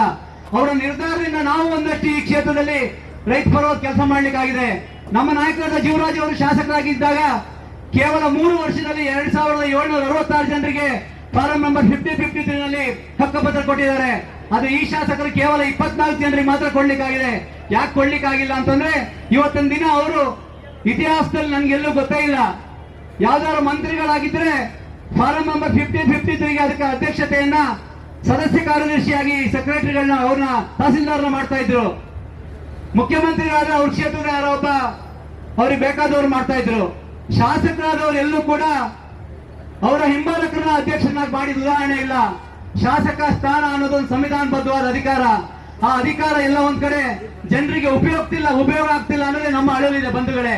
ಹಾಗಾಗಿ ನಾವು ಮುಂದಿನ ದಿನಗಳಲ್ಲಿ ನಮ್ಮ ನಾಯಕರ ನೇತೃತ್ವದಲ್ಲಿ ಇದ್ರ ವಿರುದ್ಧ ಒಂದಷ್ಟು ಹೋರಾಟ ಮಾಡಬೇಕಾಗಿದೆ ಬಂಧುಗಳ. ಒಂದು ವಿಷಯ ನಾನು ನೆನ್ಪಿಟ್ಕೊಳ್ಳಿ, ಇಷ್ಟೆಲ್ಲ ಆದ್ಮೇಲೆ ಕಾಂಗ್ರೆಸ್ಸಿನ ನಾಯಕರು ಹೇಳ್ತಿದ್ದಾರೆ ನಾವು ಈಗಾಗಲೇ ಗ್ಯಾರಂಟಿನ ಕೊಟ್ಟಿದ್ದೀವಿ ಅಂತ ಹೇಳಿ. ಈ ಗ್ಯಾರಂಟಿ ಯಾವುದೇ ಕಾರಣಕ್ಕೂ ಲೋಕಸಭಾ ಚುನಾವಣೆಗೂ ಈ ಗ್ಯಾರಂಟಿಗೂ ಸಂಬಂಧ ಇಲ್ಲ ಬಂಧುಗಳೇ. ಈ ಚುನಾವಣೆ ದೇಶದ ಚುನಾವಣೆ, ಈ ಚುನಾವಣೆ ನಮ್ಮ ಬದುಕಿನ ಚುನಾವಣೆ, ಈ ಚುನಾವಣೆ ಮುಂದಿನ ನಮ್ಮ ಮಕ್ಕಳ ಭವಿಷ್ಯದ ಚುನಾವಣೆ ಅಂತ ನಾವು ಯೋಚನೆ ಮಾಡ್ಕೊಂಡು ಮುಂದಿನ ದಿನಗಳಲ್ಲಿ ನಾವು ಓಟ್ ಹಾಕ್ಬೇಕು, ನಮ್ಮ ಅಭ್ಯರ್ಥಿಗಳನ್ನು ಗೆಲ್ಲಿಸಬೇಕು ಪೂಜಾರ್ರೆ ಬಂಧುಗಳೇ. ಆದ್ರೆ ಇಲ್ಲಿ ನಮ್ಮ ಕಾಂಗ್ರೆಸ್ ಪಕ್ಷದ ನನ್ನ ಸ್ನೇಹಿತರು ಉಡುಪಿನಲ್ಲಿ ಹೋಗಿ ಭಾಷಣ ಮಾಡ್ತಿದ್ರು. ಏನ್ ಭಾಷಣ ಮಾಡ್ತಿದ್ದಾರೆ ಅಂತಂದ್ರೆ ಈ ಚುನಾವಣೆ ಅಲ್ಲ ಮತ್ತು ಅಲ್ಲ ವರ್ಸಸ್ ರಾಮನ ನಡುವೆ ನಡೀತಕ್ಕಂಥ ಚುನಾವಣೆ. ಈ ಚುನಾವಣೆ ಜೀಸಸ್ ಮತ್ತು ರಾಮನ ನಡುವೆ ನಡೀತಕ್ಕಂಥ ಚುನಾವಣೆ. ಈ ಚುನಾವಣೆ ಅಲ್ಲ ವರ್ಸಸ್ ಹಿಂದೂಗಳ ನಡುವೆ ನಡೀತಕ್ಕಂಥ ಚುನಾವಣೆ ಅಂತ ಹೇಳಿ ಒಂದಷ್ಟು ಪ್ರಚಾರಗಳನ್ನ ಮಾಡ್ತಿದ್ದಾರೆ ಬಂಧುಗಳೇ. ನಾವೆಲ್ಲರೂ ಇವತ್ತಿನ ದಿನ ಯೋಚನೆ ಮಾಡಬೇಕು. ನಮ್ಮ ಮತದಾನ 100% ಆಗ್ಬೇಕು. ನಮ್ಮ ವಿರುದ್ಧ ಮತದಾನ ಮಾಡುವಂತವರು 100% ಮತದಾನ ಮಾಡ್ತಾರೆ. ನಾವು 100% ಮತದಾನ ಮಾಡಿದ್ರೆ ನಮ್ಮ ಅಭ್ಯರ್ಥಿ 3 ರಿಂದ 4 ಲಕ್ಷ ಹಂತದಲ್ಲಿ ಗೆಲ್ಲೋದ್ರಲ್ಲಿ ಯಾವುದೇ ರೀತಿಯ ಸಂಶಯ ಇಲ್ಲ ಬಂಧುಗಳೇ. ಉಳಿದ ಎಲ್ಲ ಮಾತುಗಳು ನಮ್ಮ ನಾಯಕರು ಮಾತಾಡಲಿದ್ದಾರೆ. ಮತ್ತೊಮ್ಮೆ ನಾನು ಹೇಳ್ತೇನೆ, ನಮ್ಮ ಅಭ್ಯರ್ಥಿಗಳಾದ ಕೋಟ ಶ್ರೀನಿವಾಸ ಪೂಜಾರಿ ಅವರನ್ನ ಅತ್ಯಧಿಕ ಮತಗಳ ಅಂತರದಿಂದ ಗೆಲ್ಲಿಸೋಣ ಅಂತ ಹೇಳ್ತಾ ಮಾತಾಡಲಿಕ್ಕೆ ಅವಕಾಶ ಮಾಡಿಕೊಟ್ಟು ತಮ್ಮೆಲ್ಲರೂ ನಾನು ಮಾತು ಮುಗಿಸ್ತೇನೆ. ಜೈ ಹಿಂದ್ ಜೈ ಭಾರತ. ಕೊಟ್ಬಿಡ್ತೀನಿ ಅನ್ನೋರಿದ್ದಾರೆ. ದೇವರೆಲ್ಲ ಮನ್ಸ್ಕೊಟ್ಟದು. ಪ್ರಜಾತಂತ್ರದ ವ್ಯವಸ್ಥೆನಲ್ಲಿ ನೀನೇ ದೇವರು, ನೀನೇ ಯಜಮಾನ, ನೀನೇ ಪ್ರಭು. ನೀನು ಕೂತು ಲೋಕಸಭೆಯಲ್ಲಿ ಕೆಲಸ ಮಾಡ್ಲಿಕ್ಕೆ ಆಗೋದಿಲ್ಲ ಅಂತ ಹೇಳಿ 5 ವರ್ಷಕ್ಕೊಮ್ಮೆ ಬರುವಂತ ಈ ಚುನಾವಣೆಯಲ್ಲಿ ನನಗಿರುವಂತ ಆಳುವ ಹಕ್ಕನ್ನ ನನ್ನ ಒಂದು ಓಟಿನ ಮೂಲಕ ಪವರ್ ಆಫ್ ಅಟಾರ್ನಿ ಕೊಟ್ಟು ನಮ್ಮ ಶ್ರೀನಿವಾಸ ಪೂಜಾರಿ ಕೊಟ್ಟು ಕಳಿಸೋದಲ್ಲಿ ಹೋಗಿ ನನ್ನ ಪರವಾಗಿ ಮಾತಾಡಿ ಇಂತಹ ಸಂದರ್ಭದಲ್ಲಿ ನಾನು ಯಾರನ್ನು ಚುನಾಯಿಸಬೇಕು, ಹೇಗೆ ನನ್ನ ಮತದಾನ ಮಾಡಬೇಕು ಅಂತ ಹೇಳಿ ನಾನು ಯೋಚನೆ ಮಾಡದೇನೆ ಮತ ಕೊಟ್ರೆ, ದೇವ್ರ ಮನಸ್ಸು ಕೊಟ್ಟವ್ರಿಗೆ ಕೊಟ್ರೆ ಏನೇನೋ ಆಗೋಗುತ್ತೆ. ಯಾಕೆ ಹೇಳ್ತೇನೆ ಅಂದ್ರೆ ಕೇವಲ ಭಾರತ ನಿರೀಕ್ಷೆ ಮಾಡ್ತಾ ಇಲ್ಲ ಈ ಚುನಾವಣೆಯ ಫಲಿತಾಂಶವನ್ನು. ಜಗತ್ತಿನ ಅನೇಕ ರಾಷ್ಟ್ರಗಳು ವೀಕ್ಷಣೆ ಮಾಡ್ತಾ ಇದ್ದಾವೆ, ಕುತೂಹಲದಿಂದ ನೋಡ್ತಾ ಇದ್ದಾವೆ. ಜೂನ್ 4ನೇ ತಾರೀಕನ್ನ ಪ್ರಪಂಚದ ಅತಿ ದೊಡ್ಡ ಪ್ರಜಾಪ್ರಭುತ್ವ ವ್ಯವಸ್ಥೆಯ ಒಂದು ರಾಷ್ಟ್ರ ನಾವು, ಅತಿ ವಿಸ್ತಾರವಾಗಿರ್ತಕ್ಕಂಥ ರಾಷ್ಟ್ರ ನಾವು. ಹೇಗೆ ತೀರ್ಪನ್ನ ಕೊಡ್ತಾರೆ? ಯಾಕಂದ್ರೆ ಕೇವಲ 10 ವರ್ಷದಲ್ಲಿ ಹವಾಡಿಗರ ದೇಶವಾಗಿರ್ತಕ್ಕಂಥ ಈ ದೇಶವನ್ನ, ಭಿಕ್ಷುಕರ ದೇಶವನ್ನ ಇಡೀ ಜಗತ್ತು ತಿರುಗಿ ನೋಡುವಂತ ರೀತಿಯಲ್ಲಿ ಮಾಡಿರ್ತಕ್ಕಂಥ ನಮ್ಮ ಪ್ರಧಾನಮಂತ್ರಿ ನರೇಂದ್ರ ಮೋದಿ ಅವರ ಆಡಳಿತಕ್ಕೆ ಈ ದೇಶದ ಜನ ಮತ್ತೊಮ್ಮೆ ಮನ್ನಣೆ ಕೊಡ್ತಾರೋ ಇಲ್ವಾ? ಬಹಳ ಜನಕ್ಕೆ ನರೇಂದ್ರ ಮೋದಿ ಮತ್ತೊಮ್ಮೆ ಈ ರಾಷ್ಟ್ರದ ಪ್ರಧಾನಿ ಆಗುವಂತದ್ದು ಅವಶ್ಯಕತೆ ಇಲ್ಲ. ಒಂದು ಪಾಕಿಸ್ತಾನಕ್ಕೆ, ಒಂದು ಬಾಂಗ್ಲಾದ ಕೆಲವು ಜನರಿಗೆ, ಒಂದು ಚೈನಾಕ್ಕೆ, ಇನ್ನು ಕಾಂಗ್ರೆಸ್ನವರಿಗೆ. ಇಷ್ಟು ಜನಕ್ಕೆ ಮೋದಿ ಬರೋದು ಬೇಡ, ಮತ್ತು ಎಡಪಕ್ಷಗಳಿಗೆ. ಯಾಕಂದ್ರೆ ಈ ರಾಷ್ಟ್ರ ಮೇಲೋದ್ರೆ, ಈ ರಾಷ್ಟ್ರ ಸದೃಢ ಆದ್ರೆ ಅವ್ರಿಗೆ ನಿರುದ್ಯೋಗ. ನಾನು ಹೆಚ್ಚು ಹೇಳೋದಿಲ್ಲ. ಮೊನ್ನೆ ದಿನ ಚೊಂಬಿನ ಒಂದು ಅಡ್ವರ್ಟೈಸ್ಮೆಂಟ್ ಕೊಟ್ರು, ಬಹಳ ಹುಡುಗಾಟ ಅಂತ, ಬಹಳ ಸುಲಭ, ಬಿಜೆಪಿಯವರನ್ನ ಟೀಕೆ ಮಾಡ್ಲಿಕ್ಕೆ ಬಹಳ ಸುಲಭ ಅಂತ ಒಂದು ಚೊಂಬಿನ ಅಡ್ವರ್ಟೈಸ್. 91 ವರ್ಷದ ಈ ದೇಶದ ಮಾಜಿ ಪ್ರಧಾನಿ ಅದನ್ನು ಕೌಂಟರ್ ಮಾಡಿದ್ರು, ಎಷ್ಟು ಚೆನ್ನಾಗಿತ್ತು ಹೇಳಿ. ಅದಕ್ಕೊಂದು ಕೌಂಟರ್ ಕೊಟ್ಟು ಪಂಚಿಂಗ್. 2004ರಿಂದ 2014 ಯಾರ ಆಧಿಪತ್ಯ ಇದ್ದಿತ್ತು? ಈ ರಾಷ್ಟ್ರ ಆಳಿರ್ತಕ್ಕಂಥವ್ರು ನೀವು ಮನಮೋಹನ್ ಸಿಂಗ್ ಅವ್ರನ್ನ ಇಟ್ಕೊಂಡು, ಮನಮೋಹನ್ ಸಿಂಗ್ ಅವರು ಮುಖ ಎದುರುಗಡೆ ಹಿಂದೆ ನಿಂತಿರ್ತಕ್ಕಂಥವ್ರು ಸೋನಿಯಾ ಗಾಂಧಿ ಸಹಿತ, ನೀವೆಲ್ಲ ಕಾಂಗ್ರೆಸ್ಸಿನ ಲೀಡರ್ಸ್. ಈ ದೇಶದಲ್ಲಿ ಏನು ಅನಾಹುತ ಮಾಡಿದ್ರಿ? ಲಕ್ಷ ಕೋಟಿ ಲೆಕ್ಕದಲ್ಲಿ 2G ಸ್ಪೆಕ್ಟ್ರಮ್ ಹಗರಣದಿಂದ ಹಿಡಿದು ಅನೇಕ ಹಗರಣಗಳು, ಅದನ್ನ ಪಟ್ಟಿ ಮಾಡಲಿಕ್ಕೆ ಬಹಳ ಟೈಮ್ ಬೇಕಾಗುತ್ತೆ. ಹಗರಣ ಮಾಡಿದ್ರಿ.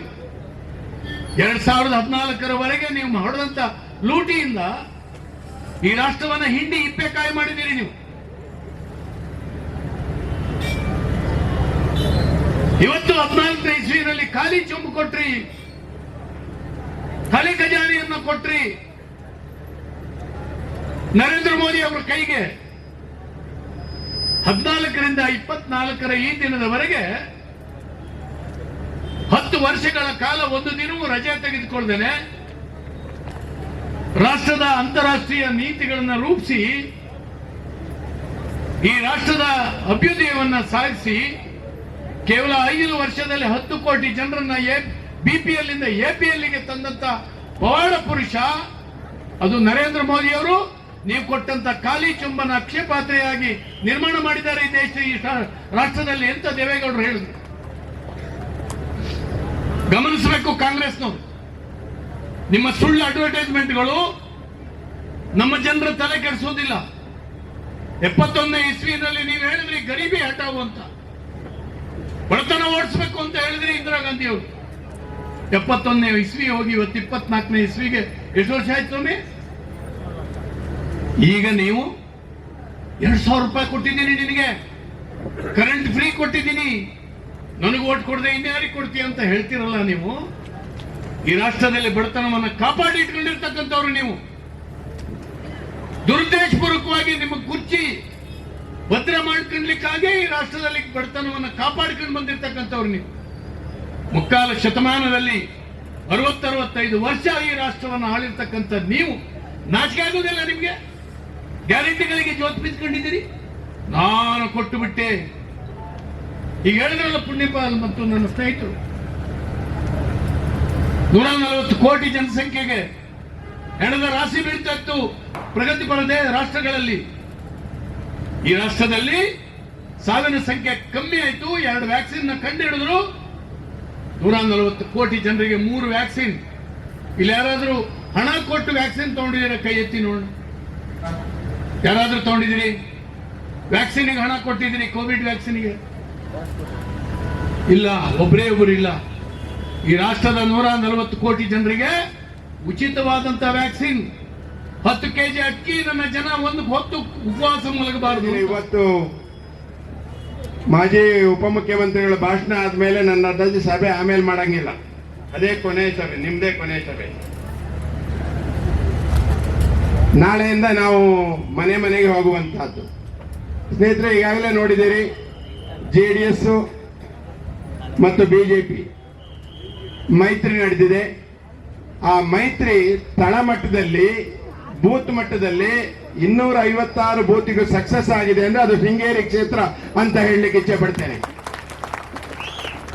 ಗಂಡೆಯಿಂದ ಕುಂದಾಪುರದವರೆಗೂ ಇರುವಂತ ದೊಡ್ಡ ಕ್ಷೇತ್ರ, ತರೀಕೆರೆಯಿಂದ ಕುಂದಾಪುರದವರೆಗೂ, ಶೃಂಗೇರಿ ಕ್ಷೇತ್ರ ಗಂಡೆಯಿಂದ ಕೆರೆಕೆಟ್ಟವರೆಗೆ 256 ಬೂತ್ಗಳಲ್ಲೂ ಜಂಟಿಯಾಗಿ ಬೂತ್ ಅಧ್ಯಕ್ಷಗಳು ಓಡಾಡ್ತಾ ಇದ್ದಾರೆ, ಕಾರ್ಯಕರ್ತರು ಓಡಾಡ್ತಿದ್ದಾರೆ. ಎಲ್ಲರೂ ಒಂದೇ ಉದ್ದೇಶ ಏನಂದ್ರೆ ನಾಡಿದ್ದು ನಡೆಯುವ ಚುನಾವಣೆಯಲ್ಲಿ ಬಿಜೆಪಿ ಪಕ್ಷದ ಜೆಡಿಎಸ್ ಬೆಂಬಲಿತ ಅಭ್ಯರ್ಥಿ ಕೋಟಾ ಶ್ರೀನಿವಾಸ್ ಪೂಜಾರಿ ಅವರು ಅತ್ಯಧಿಕ ಮತದಿಂದ ಶೃಂಗೇರಿಯಲ್ಲಿ 1 ಲಕ್ಷ ಓಟಿನ ತಗೊಳ್ಬೇಕು ಅನ್ನೋದೇ ನಮ್ಮೆಲ್ಲರ ಉದ್ದೇಶ. ಬಂಧುಗಳೇ, ಈಗಾಗಲೇ ಹಲವಾರು ವಿಷಯಗಳನ್ನ ಪುಣ್ಯಪಾಲ್ ಅವರು ಮಾತಾಡಿದ್ದಾರೆ.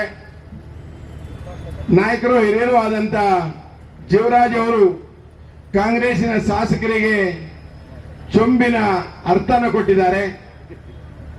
ಆದ್ರೆ ಎಲ್ಲರೂ ಒಂದು ತಿಳ್ಕೋಬೇಕು, ಆ ಚೊಂಬಿಲ್ದಿದ್ರೆ ಪೂರ್ಣ ಕುಂಭ ಸ್ವಾಗತ ಮಾಡ್ಲಿಕ್ಕಾಗತ್ತಾ? ಆ ಚೊಂಬಿಲ್ದಿದ್ರೆ ಮನೆಯಲ್ಲಿ ಕಳಸ ಇಡ್ಲಿಕ್ಕೆ ಆಗತ್ತಾ? ಆ ಚೊಂಬಿಲ್ದಿದ್ರೆ ಹಿರಿಯರು ಬಂದ್ರೆ ಕಾಲ್ ತೊಳಿಲಿಕ್ಕೆ ಆಗತ್ತಾ? ಎಂತ ಒಂದು ಮೂಡ್ರು ಅಂತ ನಾನು ಯೋಚನೆ ಮಾಡೋದು. ನಾವೆಲ್ಲ ಅದನ್ನ ಬಹಳ ಪೂಜೆ ಮಾಡ್ತೇವೆ, ತುಳಸಿ ಕಟ್ಟೆ ಮೇಲೆ ಪೂಜೆ ಮಾಡ್ತೇವೆ. ಅದು ಅಕ್ಷಯ ಪಾತ್ರೆ ಅನ್ನೋದನ್ನ ಮೋದಿಯವರೇ ಹೇಳಿದ್ದಾರೆ. ಆದ್ರೆ ಕಾಂಗ್ರೆಸ್ನವರಿಗೆ ಅದು ಚೊಂಬಾಗಿ ಕಾಣುತ್ತೆ. ಯಾಕಂದ್ರೆ ಅವರು ಖಾಲಿ ಡಬ್ಬ ಇದ್ದಾರೆ, ಮಾತಾಡ್ತಾ ಜಾಸ್ತಿ ಇದ್ದಾರೆ, ದುರಹಂಕಾರ ತಲೆ ಮೇಲೆ ಬಂದಿದೆ. ಆದ್ರಿಂದ ಆ ತರ ಮಾತಾಡ್ತಾರೆ ಅಂತ ನಾನಾದ್ರೂ ಯೋಚನೆ ಮಾಡ್ತೇನೆ. ಬಂಧುಗಳೇ, ಅಕ್ಕ ತಂಗಿಯರೇ, ಕೇವಲ ಕೆಲವೇ ನಿಮಿಷಗಳಲ್ಲಿ ನಾವು ಮಾತನ್ನ ನಮ್ಮ ಮಾಜಿ ಉಪಮುಖ್ಯಮಂತ್ರಿಗಳಿಗೆ ಬಿಟ್ಕೊಡ್ಬೇಕಾಗತ್ತೆ. ಯಾಕಂದ್ರೆ ನಾವೆಲ್ಲರೂ ಕಾಯ್ತಾ ಇದ್ದೇವೆ. ಮಾಜಿ ಉಪಮುಖ್ಯಮಂತ್ರಿಗಳಿಗೆ ನಾನು ಬಹಳ ನೆನಪಿಗೆ, ಯಾಕಂದ್ರೆ ನಾನು ಫೆಡರೇಷನ್ ಅಧ್ಯಕ್ಷನಾಗಿದ್ದಾಗ ಅವರು ಗೃಹ ಸಚಿವರಾಗಿದ್ದರು. ನಮ್ಮಲ್ಲಿ ಹಲವಾರು ಕಾರ್ಯಕ್ರಮಗಳನ್ನು FKCC ಮಾಡಿದ್ದಾರೆ. ನನ್ನ ಅಂದಾಜಿ FKCC federation of Karnataka chamber of commerce Ashok ಅವರು ಬಹಳ ಹತ್ತಿರದ ಸಂಬಂಧ. ಸ್ನೇಹಿತರೆ, ಇವತ್ತು ನಾನು ನಿಮಗೆ ಹೇಳಲಿಕ್ಕೆ ಇಚ್ಛೆ ಪಡ್ತೇನೆ, ಹೆಣ್ಣು ಮಕ್ಕಳು ಅಕ್ಕ ತಂಗಿಯರು ಏನು ನಾನು ಎಲ್ಲರೂ ಅಕ್ಕ ತಂಗಿಯರು ಅಂತ ಕರಿತೀವೋ, ನಮ್ಮ ಅಕ್ಕ ತಂಗಿಯರಿಗೆ ಗ್ಯಾರಂಟಿ ಏನಾದ್ರೂ ಕೊಟ್ಟಿದ್ರೆ ಅದು ಮೊದಲು ಕೊಟ್ಟಿರೋದು ಮೋದಿಯವರು ಪರ್ಮನೆಂಟ್ ಗ್ಯಾರಂಟಿ. ಅದು ನಾವು ಇದೇ ಊರಿನವನು, ತುಮಕಾನೆಯವನಾಗಿದ್ರಿಂದ ಇಲ್ಲಿರುವಂತ ಎಲ್ರಿಗೂ ಗೊತ್ತಿದೆ, ನಮ್ಮ ಮನೆಗಳಲ್ಲಿ ಗ್ಯಾಸೇ ಇರಲಿಲ್ಲ. ಗ್ಯಾಸ್ ಸಿಲಿಂಡರ್ ನಮ್ಗೆ ಗೊತ್ತೇ ಇಲ್ಲ. ಕೆಲವು ಶ್ರೀಮಂತರ ಮನೆಗಳಲ್ಲಿ ಗ್ಯಾಸ್ ಸಿಲಿಂಡರ್ ಇತ್ತು. ಬಡವರ ಮನೆಗಳಲ್ಲಿ ಮಧ್ಯಮ ವರ್ಗದವ್ರ ಹತ್ರ ಗ್ಯಾಸ್ ಸಿಲಿಂಡರ್ ಇರಲಿಲ್ಲ. ಆ ಗ್ಯಾಸ್ ಸಿಲಿಂಡರ್ ಪ್ರತಿಯೊಂದು ಬಡವರ ಮನೆಯಲ್ಲಿ ಇರ್ಬೋದು, ಕೂಲಿ ಕಾರ್ಮಿಕರ ಮನೆಯಲ್ಲಿ ಇರ್ಬೋದು, ಒಂದು ದಲಿತರ ಮನೆಯಲ್ಲಿ ಇರ್ಬೋದು, ಮಧ್ಯಮ ವರ್ಗದವ್ರ ಮನೆಯಲ್ಲಿ ಇರ್ಬೋದು ಅಂತ ಏನಾದ್ರು ಎಲ್ಲರೂ ಮನೆಗೆ ಮುಟ್ಸಿದ್ ಯಾರು ಅಂದ್ರೆ ನರೇಂದ್ರ ಮೋದಿ ಅವರು. ಅದು ಪರ್ಮನೆಂಟ್ ಒಂದು ಗ್ಯಾರಂಟಿ. ಶೌಚಾಲಯದ ಬಗ್ಗೆ ಈಗಾಗಲೇ ಮಾತಾಡಿದ್ದಾರೆ. ಶೌಚಾಲಯಗಳಲ್ಲಿ ಇಲ್ಲದೇ ಇರೋ ಪ್ರದೇಶ ಕಟ್ಟ ಕಡೆಯವನಿಗೂ ಮುಟ್ಟಬೇಕು ಅನ್ನುವಂತಹದ್ದನ್ನ ನರೇಂದ್ರ ಮೋದಿ ಅವರು ಮಾಡಿದ್ದಾರೆ. ಅದಕ್ಕಿಂತ ದೊಡ್ಡ ಕೊಡುಗೆ ಬೇಡ. ಇವತ್ತು JJM ಬಗ್ಗೆ ಗೊತ್ತಿದೆ. ನೀರೇ ಕೆಲವು ಕಡೆ ಮುಟ್ಲಿಕ್ಕೆ ಆಗ್ತಿರ್ಲಿಲ್ಲ, ನೀರನ್ನ ತಗೊಂಡು ಬರೋದು ಕಷ್ಟ ಇತ್ತು. 1 ಕಿಲೋಮೀಟರ್ ಹೋಗಿತ್ತು ಬರ್ತಾ ಇತ್ತು. ಮಲೆನಾಡಲ್ಲೂ ನೀರಿನ ಸಮಸ್ಯೆ ಇತ್ತು. ಪ್ರತಿ ಮನೆಗೂ ಕುಡಿಯುವ ನೀರಿನ ಸುತ್ತ ನೀರು ಕೊಟ್ಟಿದ್ದು 3 ಯಾರಿಗೆ ಕೊಟ್ಟಿದ್ದಾರೆ ಅಂದ್ರೆ ಮಹಿಳೆಯರಿಗೆ ಕೊಟ್ಟ ಭಾಗ್ಯ ಅಂತ ಹೇಳಲಿಕ್ಕೆ ಇಚ್ಛೆ ಪಡ್ತೇನೆ. ಬಂಧುಗಳೇ, ನಾವು ಇವತ್ತು ನೋಡ್ತಾ ಇರುವಂತಹದ್ದು ಚುನಾವಣೆ ಹತ್ರ, ಕೇವಲ 2 ದಿನ ಚುನಾವಣೆ ಅಂತ ಹೇಳಿದಾಗ ಹಲವಾರು ಆಮಿಷಗಳನ್ನು ಇವತ್ತು ರಾತ್ರಿನೇ ಕೊಟ್ಟು ಬಿಡ್ತಾರೆ. ಗ್ಯಾರಂಟಿ ಕಾರ್ಡ್ಗಳನ್ನ ಕಾಂಗ್ರೆಸ್ ಮನೆ ಕೊಡ್ತಾ ಇದೆ. ನಮ್ಮ ಚುನಾವಣೆ ಹಿಂದಿನ ಚುನಾವಣೆಯಲ್ಲೂ ಮಾಡಿದೆ, ಇವತ್ತಿನ ಚುನಾವಣೆಯಲ್ಲಿ ಗ್ಯಾರಂಟಿ ಕಾರ್ಡ್ ಕೊಡ್ತಿದ್ದಾರೆ. 1 ಲಕ್ಷ ರೂಪಾಯಿನ ಕೊಡ್ತಾರಂತೆ ಒಬ್ರೊಬ್ಬರಿಗೆ. 1 ಲಕ್ಷ ರೂಪಾಯಿನ 50 ಕೋಟಿ ಜನ ಕೊಟ್ರೆ ಎಷ್ಟು ಲಕ್ಷ ಕೋಟಿ ಆಗ್ಬೋದು ಅಂತ ಮಲ್ಟಿಫಿಕೇಶನ್ ಅವ್ರಿಗೆ ಗೊತ್ತಿಲ್ಲ ಅಂತ ಕಾಣುತ್ತೆ. ಹಣ ಎಲ್ಲಿ ತರ್ತಾರೆ? ಎರಡನೇದು, 1 ಲಕ್ಷ ಕೋಟಿ ಕೊಡ್ಬೇಕು, ನಾನು ಬರ್ತೀನಿ ಅಂತ ಹೇಳ್ಬೇಕಾದ್ರೆ 44 ಸೀಟು ಕಳೆದ ಸಾರಿ ಲೋಕಸಭೆಯಲ್ಲಿ ಇದ್ರೆ ಇವತ್ತು ನೀವು ಒಂದು 10 ಸೀಟು ಜಾಸ್ತಿ ಮಾಡ್ಕೋಬಹುದು ಬಿಟ್ರೆ ಅದಕ್ಕಿಂತ ಜಾಸ್ತಿ ಮಾಡ್ಲಿಕ್ಕೆ ಆಗಲ್ಲ. ಅದರಲ್ಲಿ ಏನಾದ್ರು ಪ್ರಧಾನಮಂತ್ರಿ ಮಾಡ್ಲಿಕ್ಕೆ ಸಾಧ್ಯ ಇದೆಯಾ? ಸಾಧ್ಯ ಇಲ್ಲ. ಅಂದ್ರೆ ನೀವು ಬರದೇ ಇರೋದ್ರಿಂದ ಹಲವಾರು ಗ್ಯಾರಂಟಿ ಕಾರ್ಡ್ಗಳನ್ನ ಕೊಟ್ಟಿದ್ದಾರೆ. ಬಂಧುಗಳೇ, ನಿಮ್ಮ ಮನೆಗೆ ಗ್ಯಾರಂಟಿ ಕಾರ್ಡ್ ಕೊಡ್ತಾರೆ ಅಂತ ಹೇಳಿದ್ರೆ ಇವತ್ತು ಸೈನ್ ಮಾಡಿಸ್ಕೊಳ್ತಿದ್ದಾರೆ. ಅದು ಏನಕ್ಕೆ ಅಂದ್ರೆ ನಿಮ್ಮನ್ನ ಮೂರ್ಖರನ್ನಾಗಿ ಮಾಡ್ಲಿಕ್ಕೆ ಹೋಗ್ತಿದ್ದಾರೆ. ನಿಮ್ಗೆ ಸುಮ್ಮನೆ ಈ ಕತೆ ಕಟ್ಲಿಕ್ಕೆ ಹೋಗ್ತಿದ್ದಾರೆ. ಅದು ಯಾವುದೂ ಇಲ್ವೇ ಇಲ್ಲ. ಅದು ಯಾವ್ದು ಮಾಡ್ಲಿಕ್ಕೆ ಸಾಧ್ಯನೇ ಇಲ್ಲದೆ ಇರುವಂತದ್ದು. ಅವ್ರಿಗೆ ಕೊಡ್ತಿರೋ ಗ್ಯಾರಂಟಿ ಏನಂದ್ರೆ ಯಾರು ಮಾಡ್ಲಿಕ್ಕೆ ಆಗದೆ ಇರೋ ಗ್ಯಾರಂಟಿನ ಕೊಡ್ತಾರೆ ಅಂದ್ರೆ ಅವ್ರ ಅಧಿಕಾರಕ್ಕೆ ಬರಲ್ಲ, ಅದಕ್ಕೆ ಅದನ್ನು ಕೊಡ್ತಾ ಇದ್ದಾರೆ. ಬಂಧುಗಳೇ, ನಾವು ಎಲ್ಲರೂ ಕನಸು ಕಾಣ್ತಾ ಇದ್ದೇವೆ. ಈ ದೇಶ ಏನಾದ್ರು ಒಬ್ಬ ಪ್ರಬಲ ಆಡಳಿತಗಾರ, ದಕ್ಷ ಆಡಳಿತಗಾರ, ಬಡವರ ಪರ ಯೋಚನೆ ಮಾಡುವನು, ದಲಿತರ ಪರ ಯೋಚನೆ ಮಾಡುವನು, ಹಿಂದುಳಿದವರ ಪರ ಯೋಚನೆ ಮಾಡುವನು ಯಾರು ಇದ್ರೆ ಅದು ನರೇಂದ್ರ ಮೋದಿ ಅವರು ಅಂತ ಹೇಳಲಿಕ್ಕೆ ಇಚ್ಛೆ ಪಡ್ತೇನೆ.